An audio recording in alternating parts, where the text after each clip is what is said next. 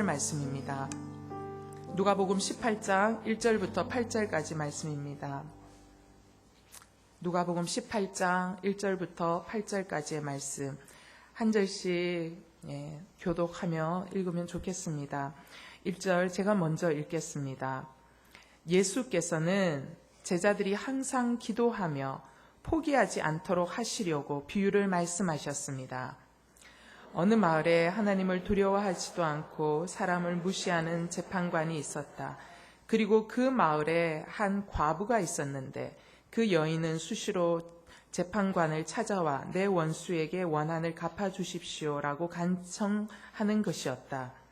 한동안 재판관은 들은 척도 하지 않다가 마침내 이런 생각이 들었다. 내가 하나님을 두려워하지 않고 사람을 무시하지만 이 과부가 자꾸 와서 나를 귀찮게 하니 이 여인의 간청을 들어주어야겠다. 그렇지 않으면 계속 나를 찾아와 괴롭힐 것이다. 주께서 말씀하셨습니다. 너희는 이 불의한 재판관이 말하는 것을 들어라. 하나님께서 밤낮으로 부르짖는 그 택하신 백성들의 원한을 갚지 않으시고 오랫동안 모른 채 하며 내버려 두시겠느냐. 내가 너희에게 말한다. 하나님은 속히 그들의 원한을 풀어주실 것이다. 그러나 인자가 올 때에 이 세상에서 믿음을 찾아볼 수 있겠느냐. 아멘. 오늘은 우리 차세대 전체를 담당하고 계시는 김종환 목사님께서 기도의 엔진이라는 말씀으로 말씀 전해주실 때 큰 은혜의 시간 될 줄 믿습니다. 우리 목사님께 감사와 환영의 박수 맞이해주시면 감사합니다.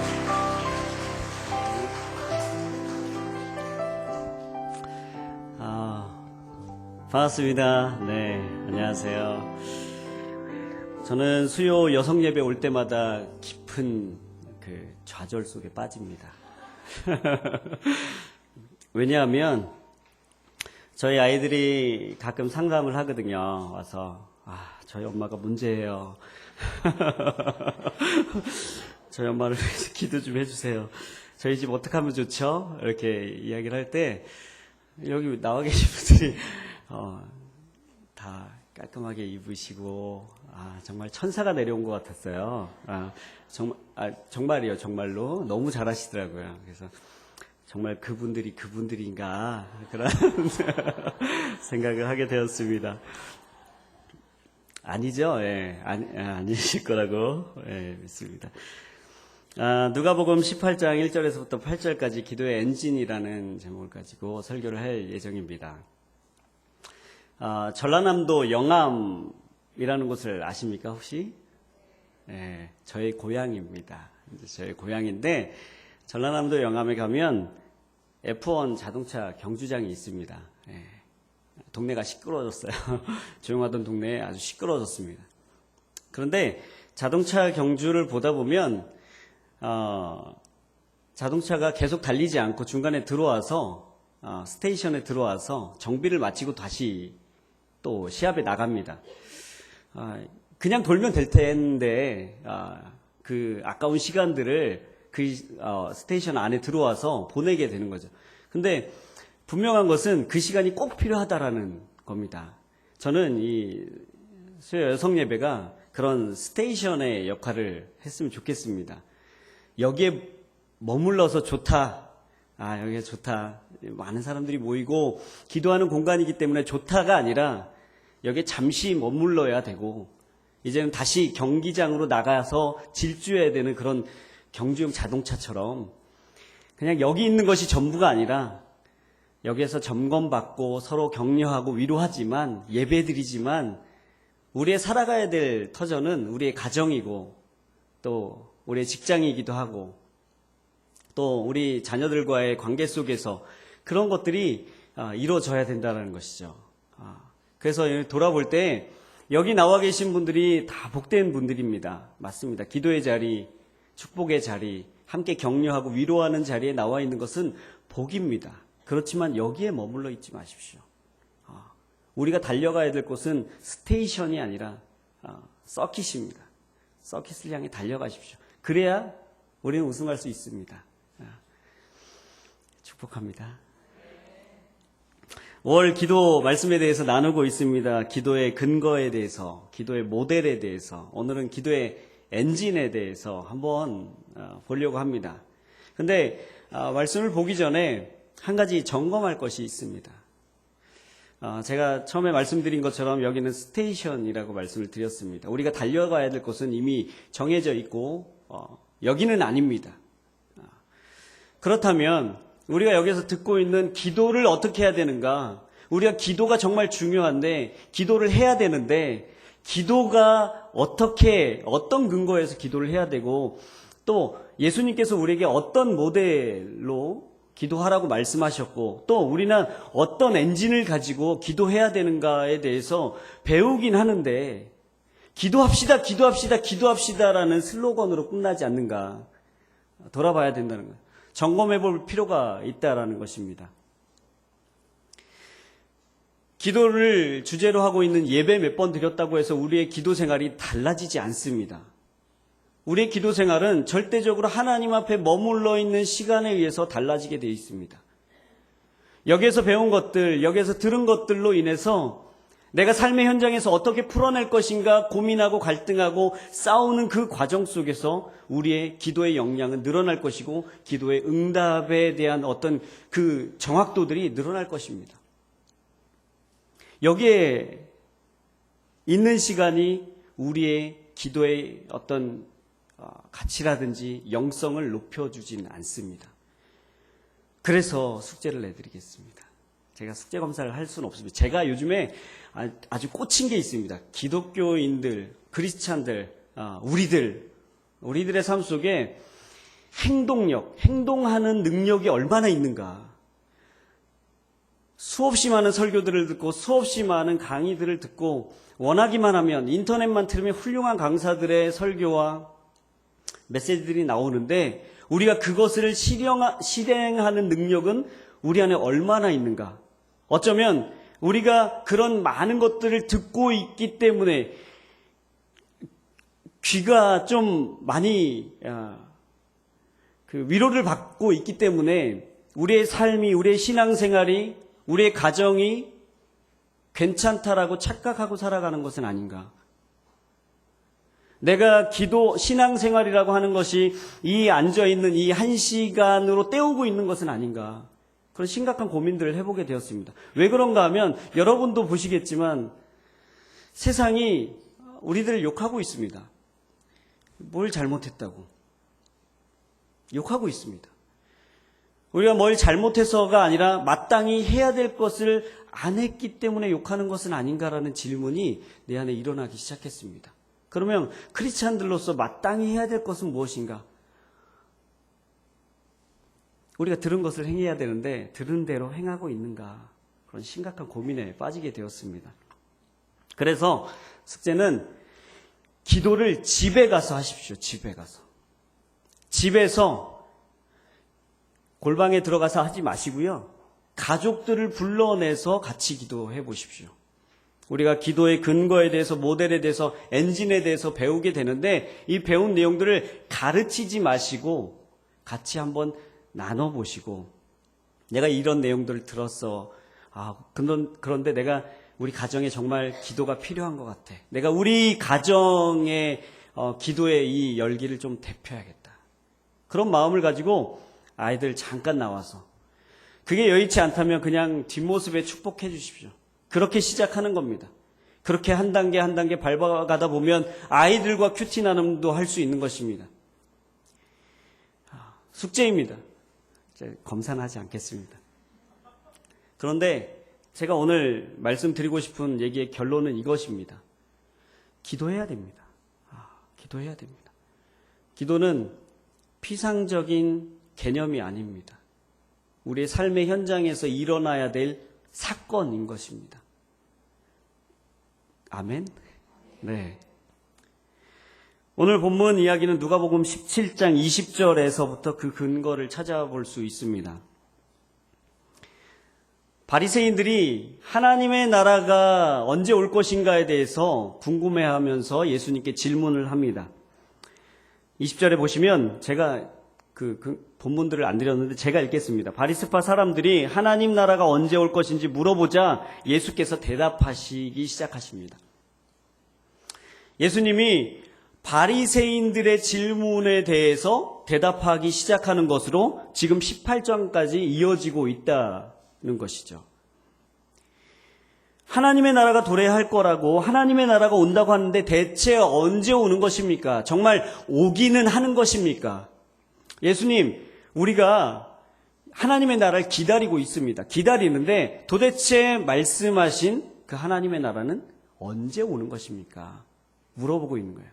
약간은 비아냥거리면서 정말 오기는 하는 겁니까? 제가 언제까지 기다려요? 계속 기다려요? 뭐 이런 투로 말하고 있는 거죠. 질문의 의도가 불순합니다. 하나님의 나라에 대해서 이야기하면서 그리고 하나님의 나라에 대해서 이해하지 못하면서 예수님께 따져 묻고 있는 거예요. 저는 말씀을 준비하면서 사실 기도가 응답되지 않는 것에 대한 우리의 태도가 바리새인들의 태도가 아닌가 생각해 보게 되었습니다. 우리는 기도하고 하나님 이때 이 순간에 그것이 끝나기 전에 그때 내가 정해놓은 시간에 그때가 베스트 타임입니다. 제가 정해놓은 베스트입니다. 그때까지 응답해 주세요. 그리고 나서 응답되지 않으면 하나님 왜 응답하지 않으십니까? 하나님 왜 이야기해 주지 않으십니까? 언제 하나님의 나라가 도래한다라고 말씀하시 오기는 오는 겁니까? 제가 기도한다고 들어주시기는 하는 겁니까? 라고 따져 물을 때가 많이 있다는 것이죠. 우리만 그럽니까? 아닙니다. 성경에 많은 사람들이 하나님, 이 악한 세대, 우리하고는 좀 수준이 다르지만 악한 세대를 보면서 하나님, 하나님의 나라가 언제 오는 것입니까? 하나님, 저 악한 자들을 보고 계시는 것을 언제까지 참으시겠습니까? 라고 따져 묻는 경우가 있었습니다. 그런데 오늘 바리새인들의 자세와는 조금 다릅니다. 그 이야기를 통해서 18장에 과부의 비유를 들어서 이야기하십니다. 마지막 날에 대해서 말씀하시면서 18장의 중요한 기도에 대해서 이야기하십니다. 18장 1절입니다. 예수께서는 제자들이 항상 기도하며 포기하지 않도록 하시려고 비유를 말씀하셨습니다. 실제적인 사건이 아니라 비유를 통해서 이야기하는 거야. 잘 들어봐. 너희가 기도를 포기하지 않아야 되는데 마지막 날, 특별히 마지막 날에 기도를 포기하지 않아야 되는데 그것에 대해서 내가 이야기해 줄게 하면서 이야기를 전개해 나가시는데 두 사람이 나옵니다. 과부가 나옵니다. 그리고 재판관이 나옵니다. 재판관은 어떤 사람이냐면 하나님을 알지 못하고 사람들을 무시하고 있는 재판관이라고 나옵니다. 과부는 어떤 사람으로 나오고 있습니까? 억울한 일을 당한 사람입니다. 그 억울한 일을 당한 것을 이제 풀어줘야 되는데 그런 능력도 없고 그것을 어디에다 호소해야 되는지 알지 못하던 그 사람이 등장하게 됩니다. 과부는 지금 부당한 일을 당해서 살 소망이 끊어져 버린 것과 같은 그런 상태에 놓여져 있는 것이죠. 이 절박함을 보면 알 수 있습니다. 무슨 일을 당했는지 구체적으로 그 예까지는 들지 않고 있습니다. 그런데 우리가 쉽게 짐작해 볼 수 있는 것은 힘이 연약한 과부가 그 시대에 살아갈 때 얼마나 힘들었을까. 그런데 억울한 일을 당했다는 것은 그보다 더 힘센 사람, 어떤 사람들에게 갈취를 당했다거나 억울한 일, 어떤 소송에 휘말리거나 불의한 일을 당해서 지금 억울한 상태에 빠져 있다라는 것이죠. 어떤 문제인지는 알지 못합니다. 그 사건이 어떤 사건인지 그 앞뒤 문맥을 통해서도 알 수 없지만 그 내용은 정확하게 나와 있지 않지만 문제는 이것입니다. 그 과부의 이야기를 들어줄 사람이 없다라는 것입니다. 그 과부의 이야기를 듣고 그 문제를 정의롭게 공의롭게 해결해 줄 수 있는 사람이 그 주변에 아무도 없다라는 것입니다. 그래서 그녀가 기대할 수 있는 것은 심판이고 재판밖에는 없는 것이죠.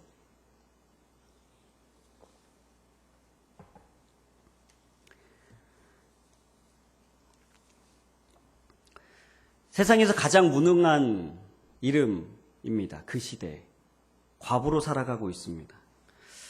예수님이 살던 그 시대에 과부의 위치는 사실 상상을 초월한다고 합니다. 가장 무능력한 사람, 무기력한 사람. 유대 사회는 남성 중심의 사회였기 때문에 여자에게 어떠한 권한도 주지 않습니다. 그래서 결혼하기 이전에는 아빠에게 모든 권한이 속해 있습니다. 결혼한 뒤에는 남편에게 모든 권한이 위임됩니다. 그래서 공적인 자리에서 자신의 재산이나 자신의 권리에 대해서 이야기할 수 있는 권한 자체가 여자에게는 부여되지 않습니다. 그런 여인이 남편이 죽고 과부가 되었어요.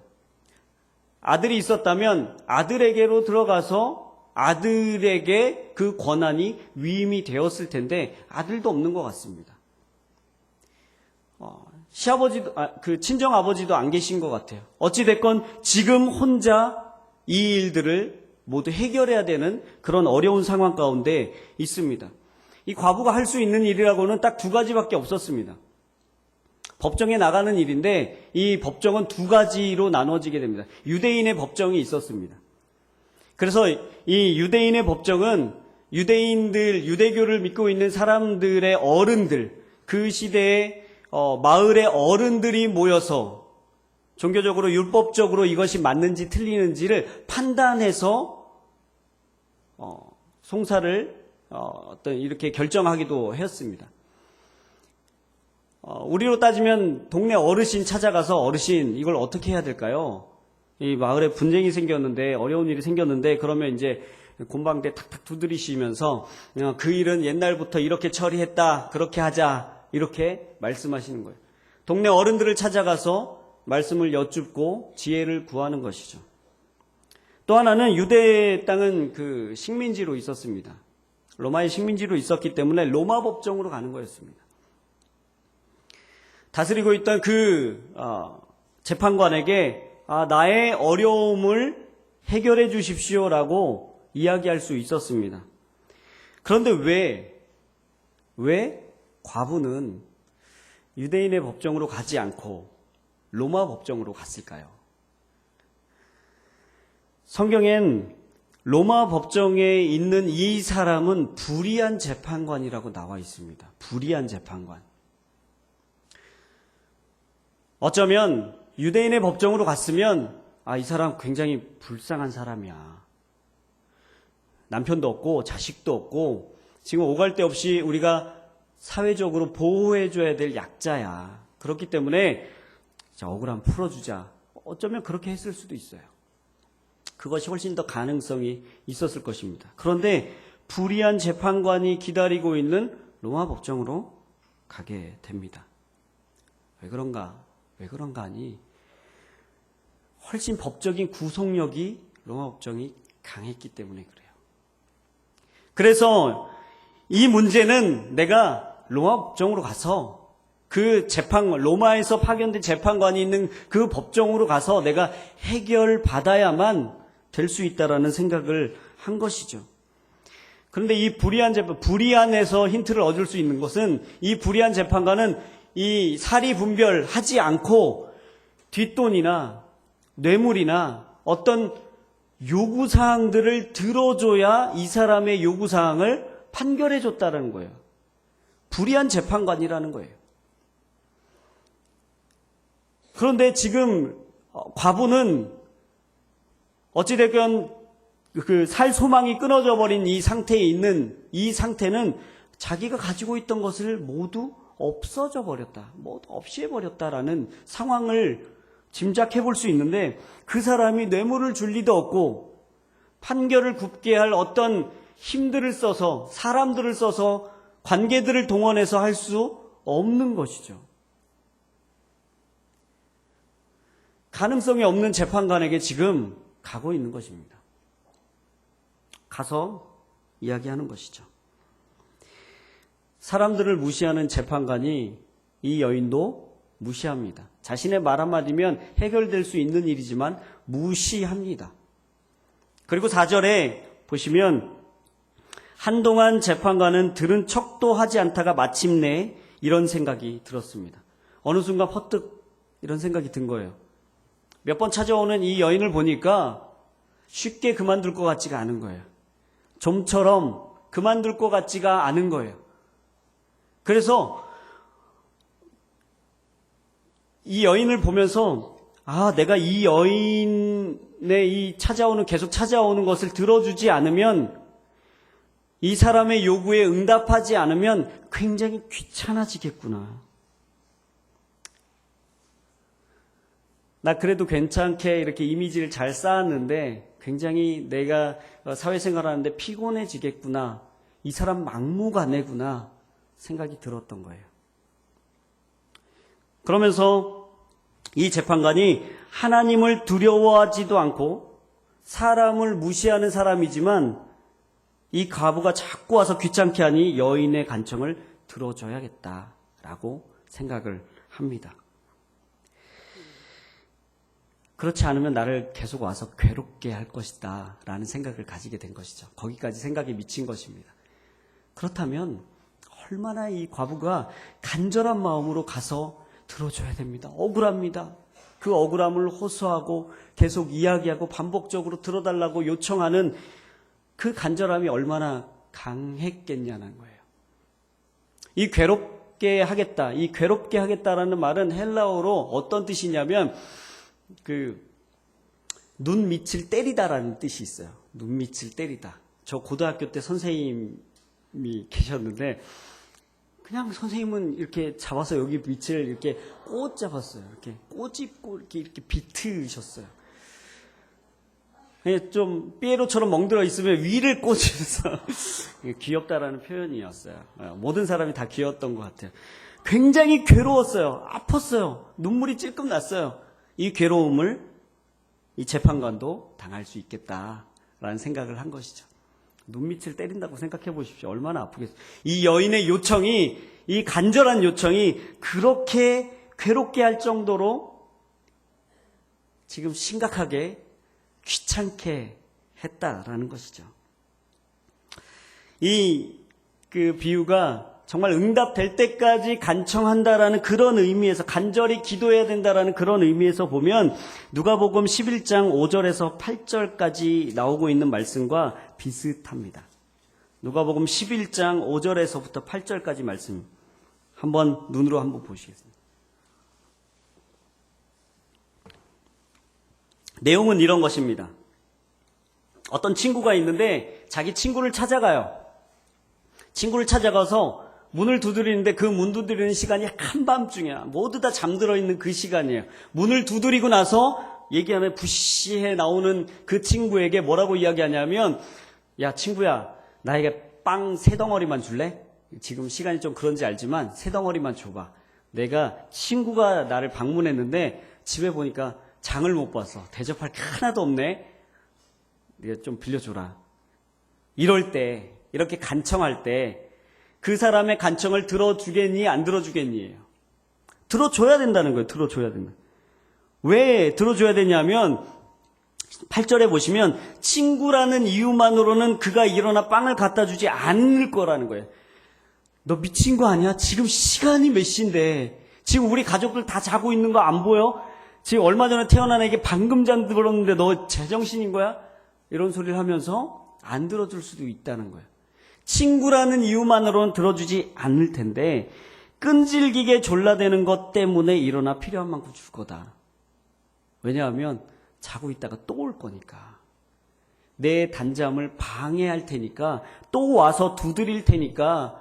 그 사람이 지금 이 시간에 구할 데가 어디 있겠어. 우리 집밖에 없잖아요. 우리 집밖에 없으니까 또 와서 두드릴 걸 뻔히 알기 때문에 들어준다는 거예요.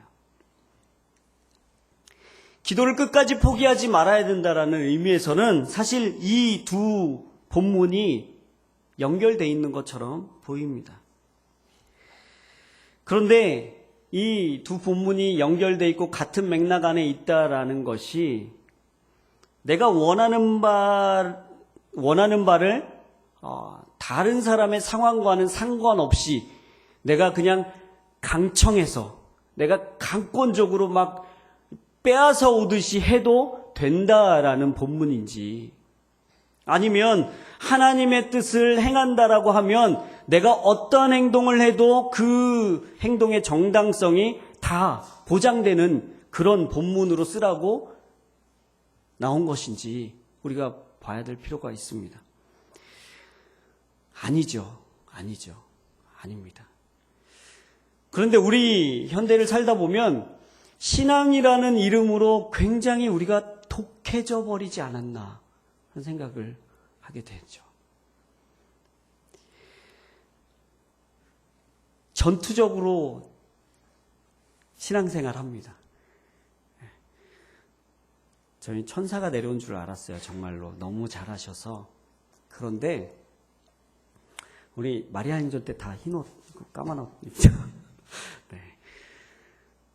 믿지 않는 사람들이 본다면,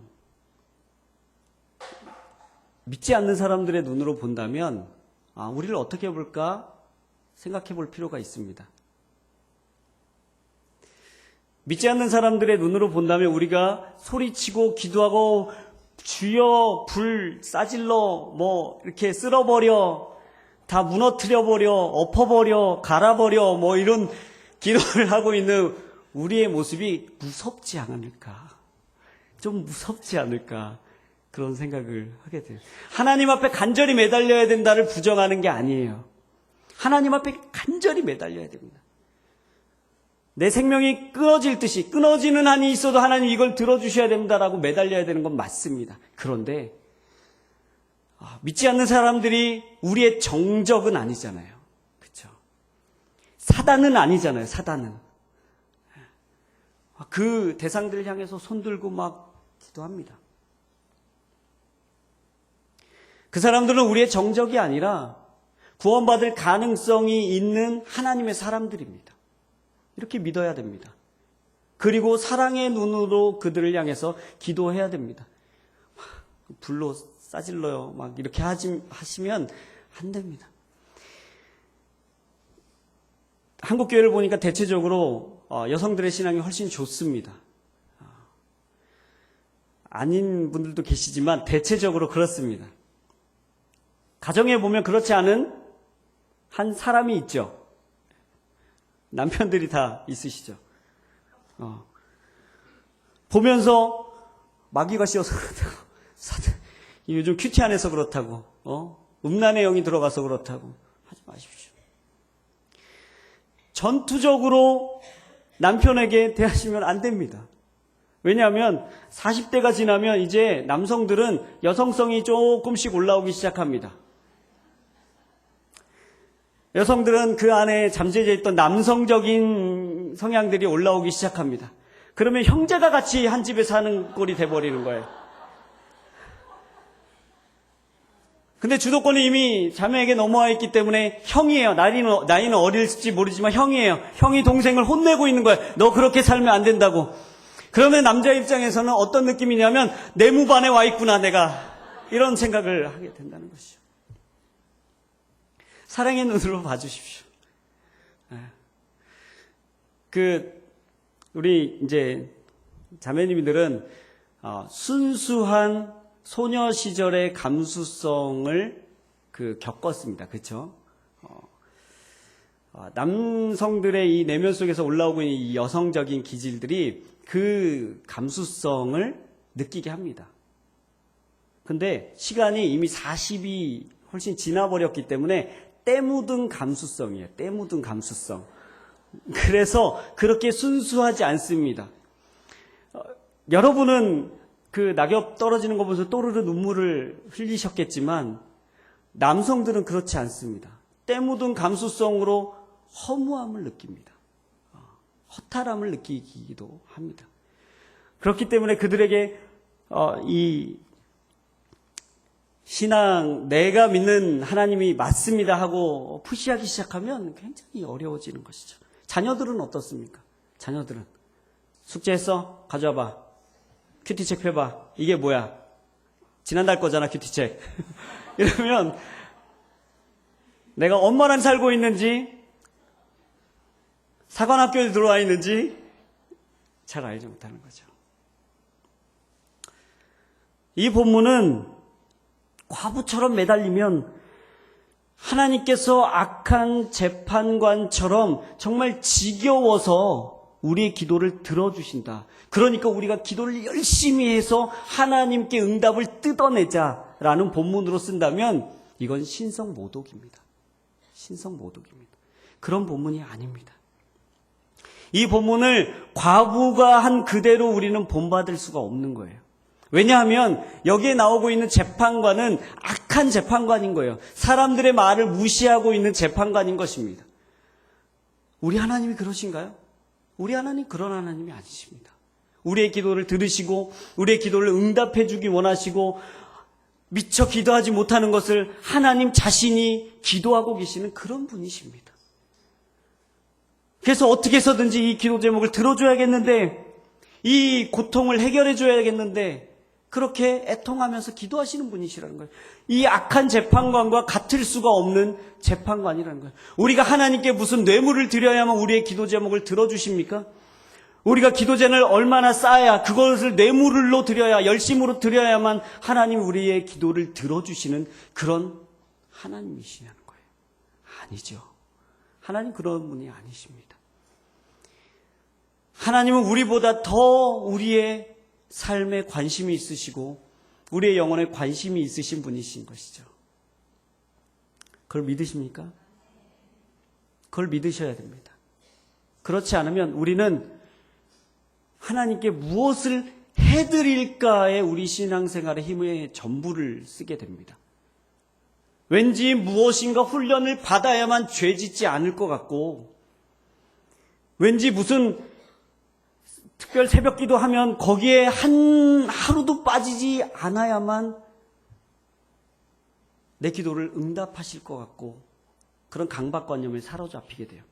내 성적이 하나님의 성적표에 몇 점이나 쓰여져 있을까를 염두에 두고 우리의 신앙생활을 하게 된다는 거예요. 그러면 얼마나 비참한 신앙생활을 하게 되냐면 실적 위주의 신앙생활을 하게 됩니다. 하나님, 내가 몇 명 전도했어요. 그러니까 내 몇 개의 이 굵직한 죄들은 해결될 수 있겠죠 라고 하나님과 딜을 하기 시작합니다. 무서운 겁니다. 우리는 이 로마 법정에 가서 호소하고 있는 여인들의 마음이어야 된다는 것이죠. 그런데 우리의 마음 가운데는 하나님을 의지하고 하나님을 생각하기보다는, 하나님 정말 내 기도를 들으시죠? 내가 하나님을 전적으로 믿습니다. 이런 생각에 사로잡히기보다는 사실은 다른 것을 의지하고 살 때가 너무나도 많습니다. 이 여인이 무기력한 유대 법정을 찾지 않았습니다. 로마 법정으로 갑니다. 이 문제를, 내가 가지고 있는 이 문제를 확실하게 해결해 줄 수 있는 대상을 찾아서 간다는 거예요. 얼마나 지혜롭습니까? 무모하지만 지혜롭습니다. 그런데 우리는 확실한 하나님이 옆에 있음에도 불구하고 우리는 다른 방법들을 찾기 시작합니다.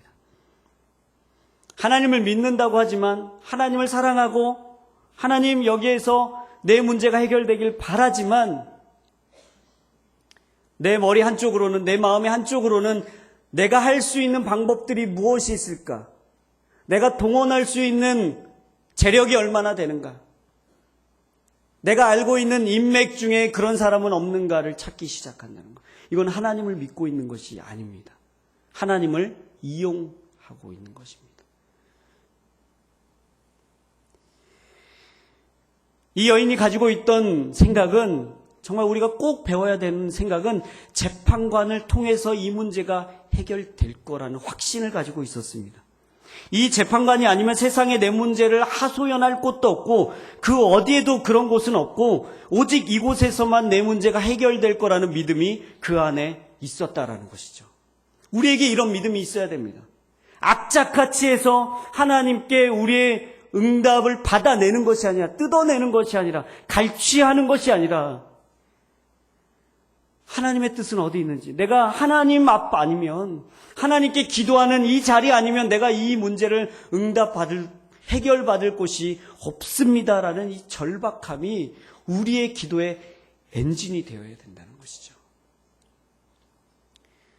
탁월한 기도 매뉴얼이 있지 않습니다. 예수님이 가르쳐 주신 기도 말고는 우리에게 어떤 미사여구를 첨가시킨 그런 기도 매뉴얼이 있지 않습니다. 이렇게 기도하면 응답받을 것이다. 그런 매뉴얼은 없습니다. 우리에게 어떤 매뉴얼이 없어서 내가 기도를 정말 휘황찬란하게, 기도 문구를 휘황찬란하게 잘 하나님 앞에 드리지 못해서 우리의 기도가 응답되지 않는다는 것은 착각입니다. 착각입니다.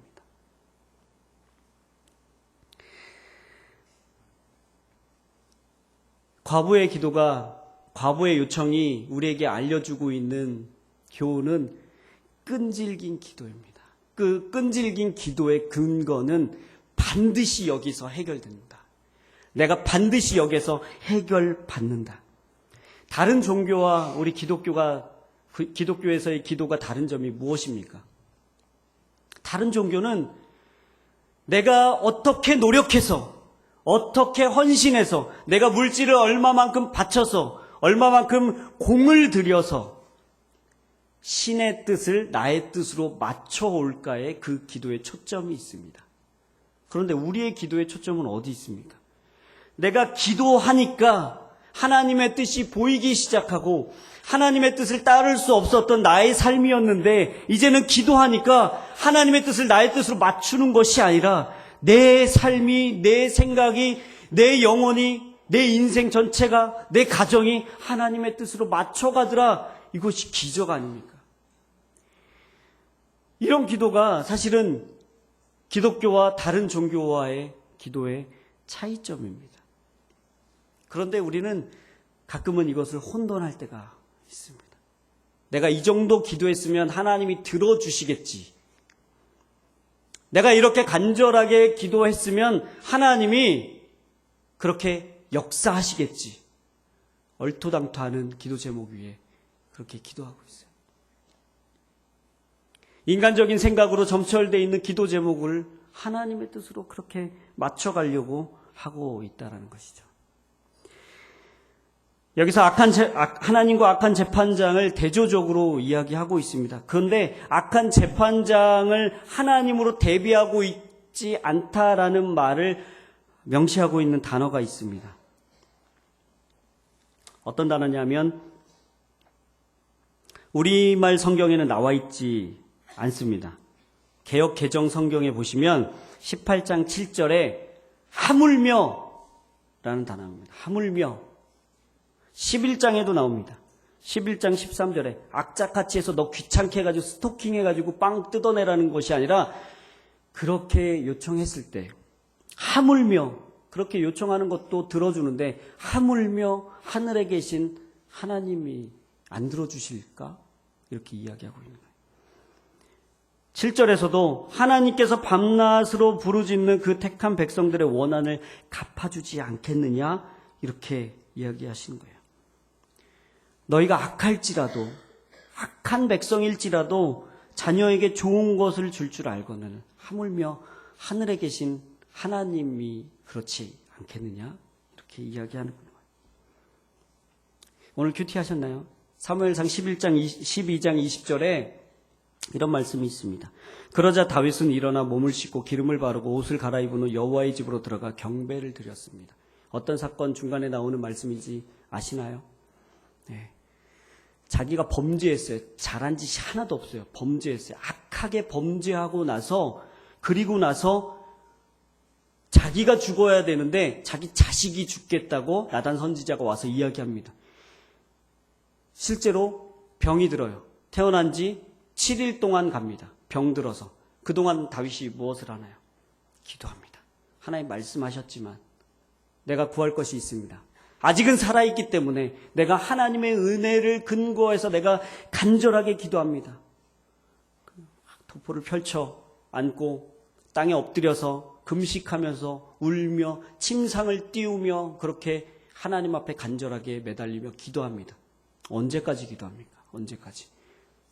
죽고 나니까 옷 툴툴 털고 일어나요. 아비의 입장으로 보면 이게 무슨 아빠야. 보통은 병들면 기도해주고 정말 하나님 뜻이 거기 있어서 죽으면 애곡하고 정말 슬퍼해주고 위로해주고 그러는데 이 다윗은 간절히 기도하다가 죽었다. 마치 그걸 기다린 사람인 것처럼 자리를 털고 일어납니다.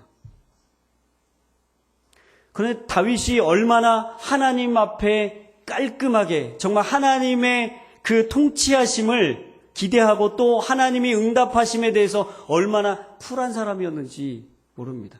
인간적으로는 약간은 비인간적인 냄새도 나지만 하나님의 은혜를 이미 결정되어진 일들에 대해서 하나님의 은혜를 구하고 우리가 마땅히 해야 될 바죠. 하나님의 은혜를 구하고 그것이 결정되어지고 나서는 하나님의 뜻에 순종한다. 이런 결단이 다윗에게 있었다는 것이죠. 우리는 12월에 수능 기도회를 하지 않습니다. 왜 12월에 수능 기도회를 안 하는지 아십니까? 시험이 11월에 있기 때문에 12월에 하지 않습니다. 11월에 있을 수능 기도회는 그 전에 해야 되는 게 맞습니다.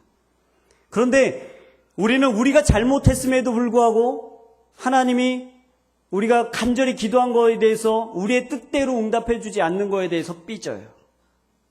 그리고 하나님 어떻게 그렇게 하실 수가 있냐고 따져 묻기 시작합니다.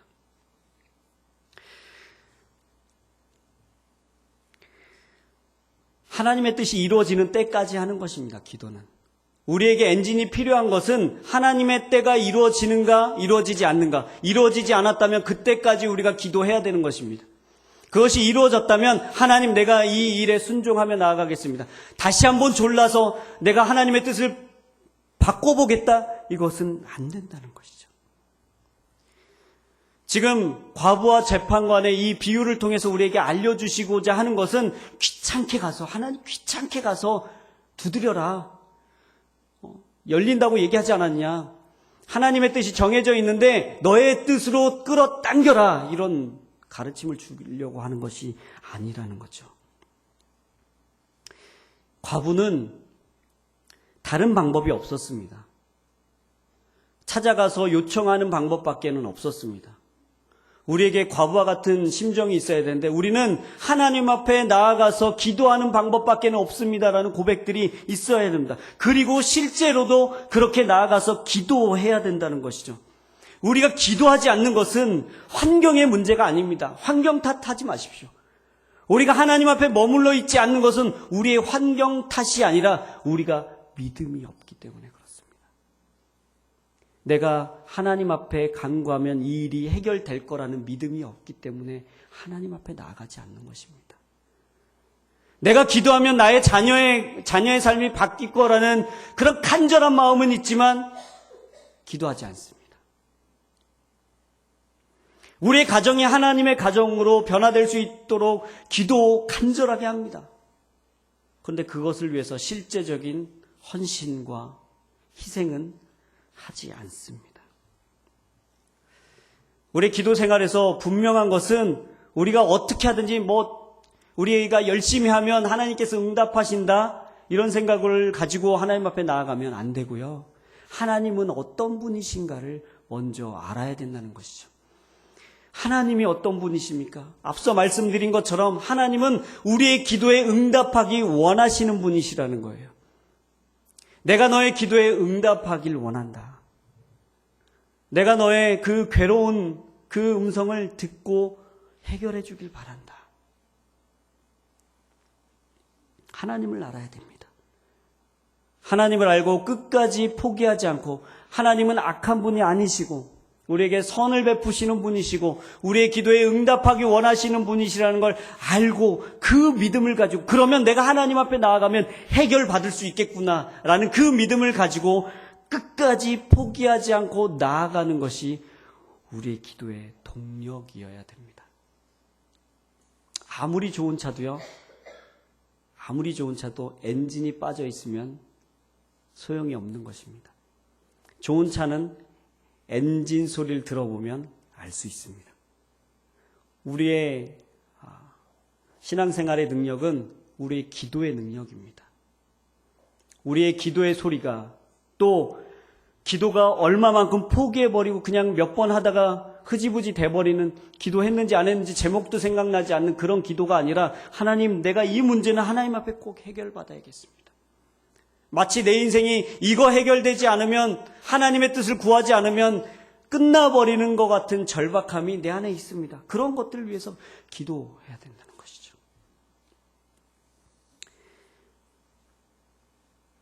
마지막 절에 이렇게 나오고 있습니다. 8절에 보시면, 내가 너희에게 말한다. 하나님은 속히 그들의 원한을 풀어주실 것이다. 아멘. 아멘. 그러나 인자가 올 때 이 세상에서 믿음을 찾아볼 수 있겠느냐? 믿음을 찾아볼 수 있겠느냐? 하고 끝내세요. 처음 시작 17장 20절에 바리새인들의 이 마지막 때가 언제 올 것입니까? 라는 질문으로 시작된 본문입니다. 마지막 때를 궁금해하고 있는 사람들, 예수님에 대해서, 예수님이 어떤 분이신지에 대해서 알지 못하는, 피상적으로 알고 있는 그 사람들에게 지금 이야기하고 있고, 또 특별히 제자들에게 너희가 마지막 때가 이제 올 것인데, 곧 올 텐데, 그때 너희가 항상 기도하며 포기하지 말아야 된다. 기도로 시작해서 믿음으로 끝내고 있습니다. 마지막 날에 너희가 정말로 기도해야 되는데, 그 기도의 원동력은, 그 기도에, 너희가 주변을 볼 때 기도하는 사람이 아무도 없고 기도를 멈춰버린 세대 가운데 살고 있을 그 마지막 때에 너희가 기도를 포기하지 말아야 되는데, 그 기도의 원동력은 믿음이다. 믿음. 그런데 내가 왔을 그때 이 세상에서 믿음을 찾아볼 수 있겠느냐? 라고 물어보시는 거예요. 이 말은 반대로 우리가 믿음을 지키며 기도를 하기 어려운 시대에 살고 있다라는 뜻입니다.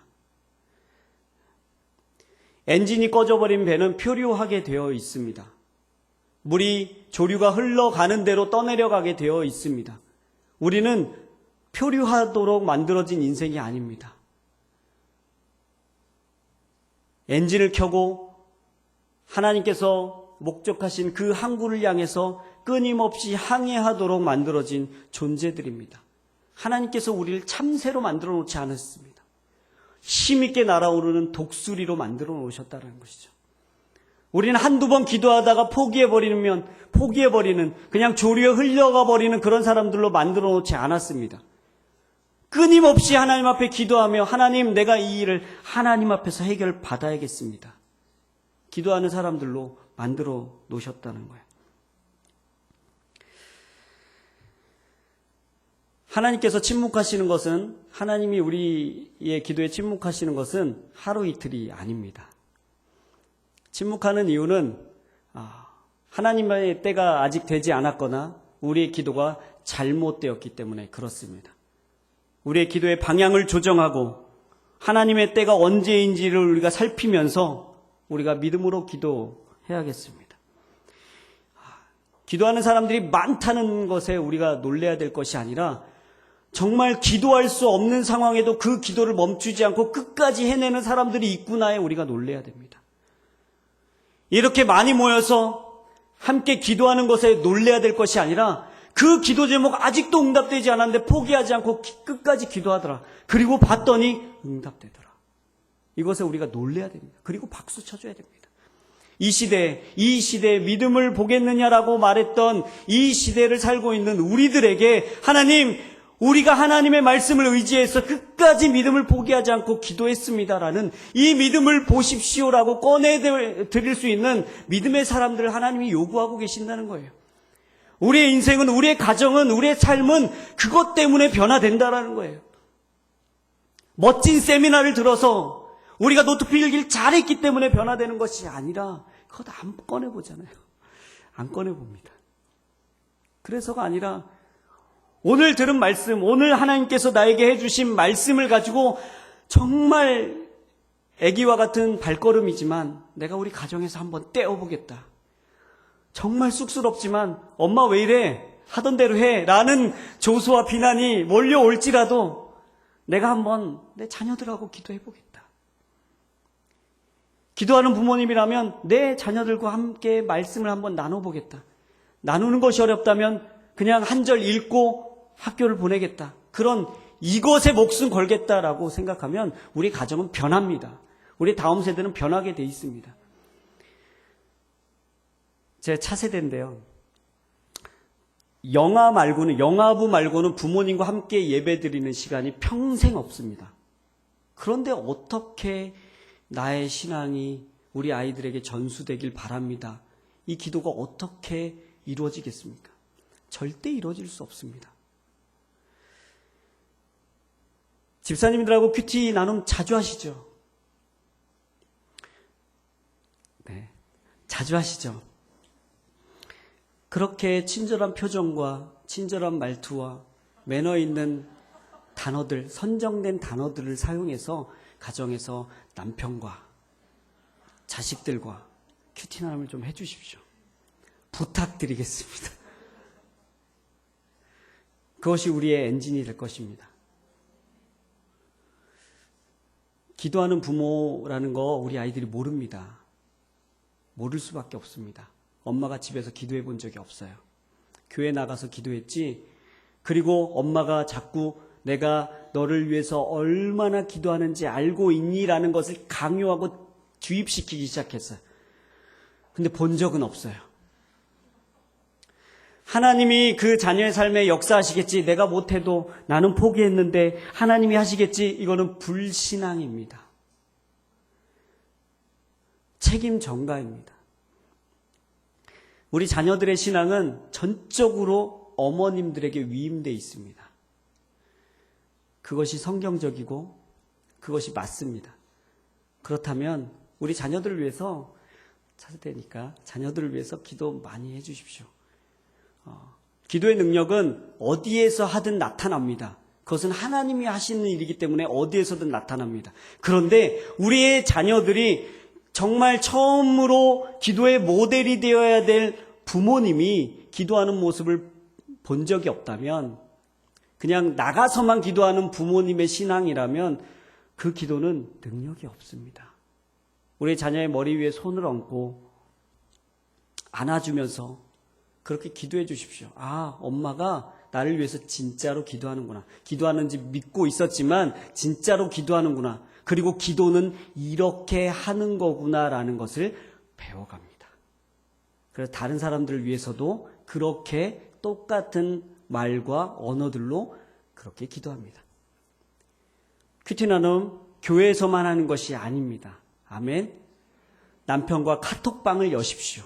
저는 제 아내와 카톡방을 열어놓고 있습니다. 큐티 나눔을 거기에서 하고 있습니다. 만날 시간이 없기 때문에 하고 있습니다.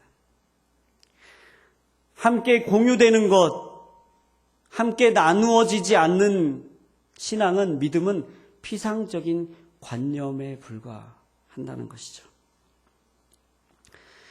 끝까지 기도하는 여러분의 능력 있는 기도 생활이 되길 축복합니다. 그 끝까지 기도할 수 있는 근거는 하나님이 반드시 들어주신다는 근거에서 할 수 있는 것입니다. 기도가 좀 연약해지고 기도 제목이 생각나지 않거나 희미해져 버린 분들 계시다면 목숨을 거십시오. 그러면 됩니다. 아멘. 제가 글 하나를 읽어드리고 내려가도록 하겠습니다. 기독교 그 역사 초기에 에바그리우스라는 그 사막의 교부라는 그 사람이 있었습니다. 이분이 기도에 대해서 이렇게 이야기했어요. 기도하면 굉장히 유명하신 분이에요. 처음 들어보셨죠? 네, 외국인이라. 네. 기도할 때 나는 종종 내가 좋다고 생각하는 것을 구했고 나의 간구를 끈질기게 계속했다. 하나님이 보시기에 내게 가장 좋은 대로 알아서 일하시도록 하나님께 맡겨두지 못했고, 어리석게도 하나님의 의지를 행사해서 나의 간구를 이루어달라고 성가실 정도로 졸라댔다. 그러나 내가 구한 것을 얻었을 때 나는 하나님의 뜻이 이루어지기를 구하지 않은 것을 참으로 후회했다. 왜냐하면 일의 결과가 내가 생각했던 것과는 달랐기 때문이다. 자신이 구하는 것을 하나님으로부터 당장 받지 못했다고 해서 괴로워하지 말라. 하나님은 당신에게 더 좋은 것을 주시기를 바란다. 당신이 포기하지 않고 기도를 계속해서 하기를 바라신다. 하나님의 사랑을 누리고 하나님과 교제하는 것보다 더 좋은 일이 어디에 있겠는가. 이렇게 길을 맺고 있습니다. 하나님과 깊은 교제 속에서 하나님, 우리가 믿음이 없습니다. 하나님 믿지 못하기 때문에 기도의 자리에 머물러 있지 못했습니다. 그렇게 끈질기게 매달리지 못했습니다. 하나님을 믿지 못했습니다. 그런 회개의 기도들이 우리 안에 있어야겠습니다. 축복합니다. 여기에서 기도의 용사들이, 아니 용사란 말 격한 단어 안 쓸게요. 기도의 어떤 일꾼들이 많이 나오길 축복합니다. 그래서 그 불길이 가정으로 번져가고 그 가정에서 정말 우리 엄마는 기도하는 엄마야. 어떻게 기도하냐면 하나님을 끝까지 신뢰하면서 기도하는 엄마야. 그렇게 고백하는 우리 아이들의 음성이 들려오길 축복합니다. 같이 기도하겠습니다. 이 시간 함께 기도할 때 우리가 먼저 좀 회개를 했으면 좋겠습니다. 하나님, 우리가 정말 기도가 중요하다라고 했습니다. 그런데 기도를 해야겠다 했지만 정말 기도 생활에 너무 게을렀던 우리의 자신을 보게 됩니다. 효과적인 기도 스킬이 어디 있는지 배우려고는 했지만 우리가 하나님 앞에 머물러 있었던 시간은 너무나도 없었습니다. 하나님, 우리가 기도 외에는 이런 이유가 나갈 수 없다라는 말씀을 믿는다고 하면서 정작 우리가 그 말씀을 따라 행하지 않았습니다. 하나님, 우리에게 기도의 능력을 주시옵소서. 그리고 기도할 수 없는 상황으로 만들어져 있는 우리의 삶을 변화시켜 주시옵소서. 우리의 마음 가운데 하나님 믿음을 더하여 주셔서 하나님이 응답하신다, 하나님이 들어주신다, 하나님이 내게 부르짖으라고 말씀하셨고 부르짖는 내가 너를 환난난에 건지겠다라고 말씀하신 그 믿음을 가지고 나아갈 수 있도록 역사해달라고 우리 자신을 하나님 앞에 불러드리면서 함께 기도하며 나아가시겠습니다. 하나님, 우리가 기도하며 나아갑니다. 하나님, 우리가 외치는 음성으로만 기도하는 것이 아니라 우리의 심령이 하나님께서 응답하신다는 믿음의 확신을 가지고 나아갑니다. 주님, 역사하여 주시옵소서. 우리의 삶 가운데 하나님 피상적인 기도의 모습이 아니라, 피상적인 믿음의 모습이 아니라, 하나님 교회에 나와서만 하는 기도 생활이 아니라 하나님 우리의 삶의 골방에서도 우리의 삶의 영역 속 구석구석 역사하시는 하나님의 능력이 임하는 것을 경험할 수 있도록 응답하여 주시옵소서. 하나님, 우리가 환난날 가운데 있음에도 불구하고 하나님을 의지하지 않았습니다. 하나님, 내가 속해 있는 많은 방법들을 해보려고 노력했습니다. 하나님이 내게 부르짖으라고 말씀하셨지만 하나님, 내가 하나님께 부르짖지 아니하고 하나님 다른 방법들을 찾아보려고 노력했습니다. 주님, 용서하여 주시옵소서.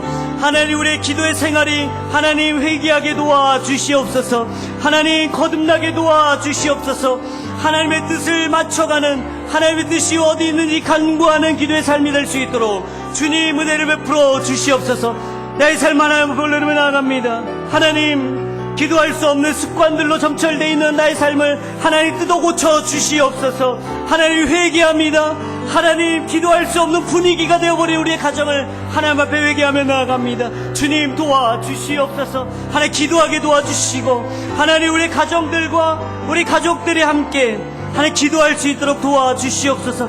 가장 기본적인 중보의 공동체가 될 수 있도록 은혜를 베풀어 주시옵소서. 할렐루야. 주님, 함께하여 주시옵시고 그 약속의 말씀을 붙들고 나아갈 수 있도록 주님 인도하여 주시옵소서. 이 시간 말씀을 의지하면서 함께 기도하며 나아가시겠습니다. 하나님 말씀하셨습니다. 내가 너희에게 말하노니 기도하고 구하는 것은 받은 줄로 믿으라고 말씀하셨습니다. 하나님, 우리의 마음 저 밑바닥 가운데 깔려있는 잊혀져버린 기도 제목들이 있습니까? 하나님, 여전히 문제가 우리 안에 있지만 하나님 묻어나버린 기도의 제목들이 있습니까? 하나님, 그 모든 냄새나는 것들을 하나님 다 들어 엎으시고 하나님 앞에 믿음으로 기도할 수 있도록 도와주시옵소서. 아무것도 염려하지 말고 오직 모든 일에 기도와 간구로 너희 구할 것을 감사함으로 아뢰라고 말씀하신 하나님, 우리가 감사함으로 아뢰입니다. 하나님께서 우리의 기도에 응답하시겠다고 말씀하신 그 음성을 들으며 나아갑니다. 하나님 도와주시옵소서. 하나님의 약속에 근거해서 그 말씀을 붙들고 나아가오니 하나님이 역사하여 달라고 주의 이름을 세 번 부르며 함께 기도하며 나아가시겠습니다. 주여, 주여, 주여. 살아계신 하나님, 우리가 기도합니다. 하나님 도와주시옵소서. 하나님, 우리가 우리의 간절함으로 기도하며 나아가오니 하나님 역사하여 주시옵소서. 우리가 우리의 간절함, 하나님 우리의 내면에 하나님 정말 갈급함을 하나님 앞에 올려드리며 나아갑니다. 무엇보다도 하나님 이런 갈급함보다 간절함보다 더 근거하고 있는 것은 하나님의 말씀임을 다시 한번 고백합니다. 주님 도와주시옵소서. 우리의 열심이 아니라, 우리의 기도의 미사여구가 아니라 하나님의 말씀에 의지해서 하나님 나아가오니 주여 응답하여 주시옵시고 환난 날에 부르시는 하나님의 음성을 들으며 나아갈 수 있도록 인도하여 주시옵소서.